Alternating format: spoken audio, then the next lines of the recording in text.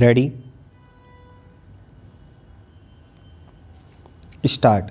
सभापति महोदय, मैं रक्षा मंत्रालय की मांगों का समर्थन करने के लिए खड़ा हुआ हूँ। वर्तमान घटनाओं से पता चलता है कि संसार का हर देश अपनी सुरक्षा के बारे में चिंतित है और उसके लिए हर प्रयत्न कर रहा है। इस दृष्टि से अन्य देशों की तरह हमारे देश में भी रक्षा मंत्रालय का महत्व है। मुझे इस बात की खुशी है कि जहां अन्य मंत्रालयों की उनके पिछले साल के कामों के बारे में काफ़ी आलोचना हुई है, वहां इस मंत्रालय की कम आलोचना हुई है। इससे पता चलता है कि इस मंत्रालय ने पिछले साल अच्छा काम किया है। मोटे तौर पर किसी भी देश की सुरक्षा नीति का लक्ष्य यह होता है कि दूसरे देशों, खासतौर से पड़ोसी देशों के साथ मित्रता के संबंध स्थापित हों और हम एक दूसरे के मामलों में हस्तक्षेप न करें। लेकिन उसके साथ यह भी ज़रूरी होता है कि हम अपने देश की सीमाओं और अखंडता की रक्षा करें।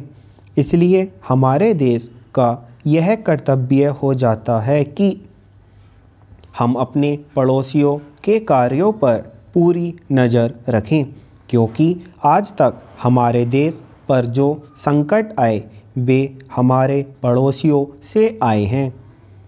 1965 में पाकिस्तान के साथ जो लड़ाई हुई और उसके बाद ताशकंद में जो समझौता हुआ वह सिर्फ कागज़ पर ही रहा।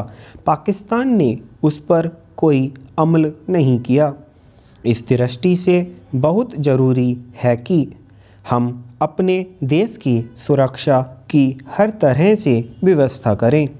हमारा उद्देश्य दूसरों पर आक्रमण करना नहीं है, लेकिन यदि हम पर कोई आक्रमण करे तो हम में इतनी शक्ति अवश्य होनी चाहिए कि हम उसका डटकर सामना कर सकें।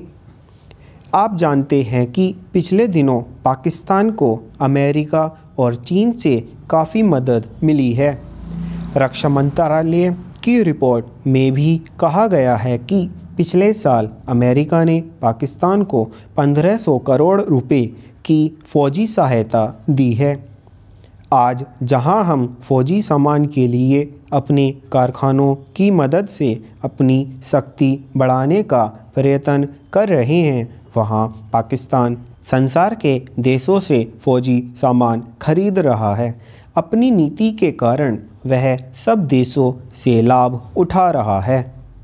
मेरा सुझाव है कि हमको भी अपनी शक्ति बढ़ाने के लिए संसार के अन्य देशों से अधिक फ़ौजी सामान खरीदना चाहिए।